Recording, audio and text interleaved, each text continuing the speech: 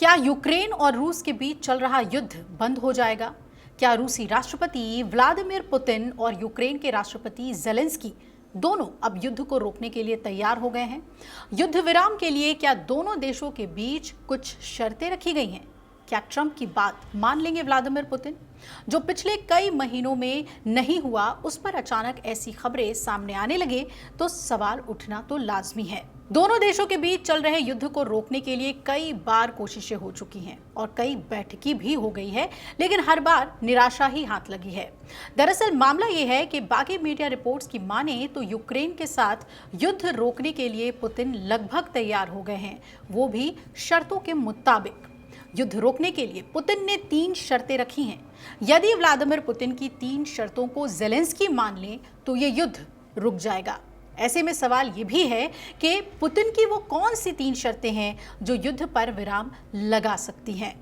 दरअसल यूक्रेन में शांति की संभावनाओं के बीच रूस ने अपनी 3 प्रमुख मांगों को सार्वजनिक किया है। रूसी राष्ट्रपति व्लादिमीर पुतिन ने यूक्रेन से मांग की है कि वो पूर्वी डोनबास क्षेत्र को छोड़ दे, नेटो में शामिल होने की महत्वाकांक्षाओं को त्याग दे, तटस्थ रहे और पश्चिमी सैनिकों को देश से बाहर रखे। पुतिन की ये डिमांड तब आई है जब कुछ दिन पहले ही उन्होंने अलास्का में अमेरिकी राष्ट्रपति डोनाल्ड ट्रंप के साथ 4 साल से ज्यादा समय बाद पहली रूस अमेरिका शिखर वार्ता के लिए मुलाकात की थी। 3 घंटे से ज्यादा समय तक चली इस वार्ता के दौरान दोनों नेताओं ने इस पर भी चर्चा की थी कि यूक्रेन पर समझौता कैसे हो सकता है।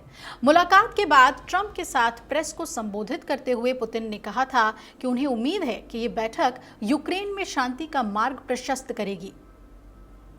हालांकि रूस और अमेरिका में से किसी ने भी इस बारे में कोई विशेष जानकारी नहीं दी है कि पुतिन और ट्रंप के बीच क्या चर्चा हुई। माना यह जा रहा है कि इस सम्मेलन के दौरान पुतिन ने अपनी मांगों की एक विस्तृत सूची अमेरिका को सौंपी थी। इसमें सबसे प्रमुख यूक्रेन को नेटो में न शामिल करना था। हालांकि ऐसा माना जा रहा है कि पुतिन की शर्तों में से कई पर अमेरिका ने पहले ही आश्वासन दे रखा है, जिसमें यूक्रेन को नेटो में ना शामिल करना भी शामिल है। ये भी माना जा रहा है कि पुतिन ने जून 2024 में रखी गई क्षेत्रीय मांगों पर समझौता कर लिया है।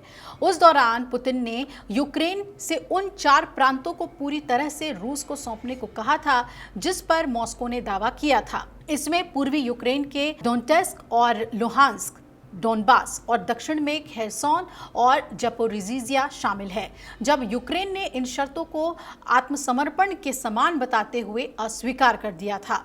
अब अपने नए प्रस्ताव में पुतिन अपनी इसी मांग पर अड़े हैं कि यूक्रेन डोनबास के उन हिस्सों पर पूरी तरह से अपना कब्जा हटा दे जिस पर अभी भी उसका नियंत्रण है। उन्होंने कहा कि बदले में रूस ज़पोरिज़िया और खेरसोन में मौजूद अग्रिम मोर्चे पर युद्ध को रोक देगा। वही अमेरिकी अनुमान और ओपन सोर्स डेटा के मुताबिक रूस डोनबास के लगभग 88% और ज़पोरिज़िया और खेरसोन के 73% हिस्से पर नियंत्रण रखता है। सूत्र ये भी बता रहे हैं कि मॉस्को एक संभावित समझौते के तहत यूक्रेन के खार्किव, सुमी और निप्रोपेट्रोव्स्क क्षेत्र में अपने नियंत्रण वाले छोटे हिस्से भी सौंपने को तैयार है।